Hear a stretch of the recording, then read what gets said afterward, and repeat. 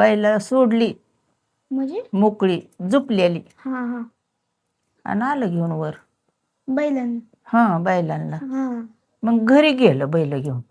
आणि गाडी गाडी परत काढली की इंजिन होतं म्हणल्यावर ती गेली नाही वाहून. हा बोजा होता ना त्याच्यात.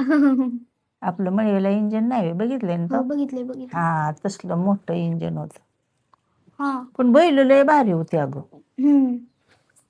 मग काय झालं असं ना अजिबात सुद्धा मारत नव्हती काय नव्हती.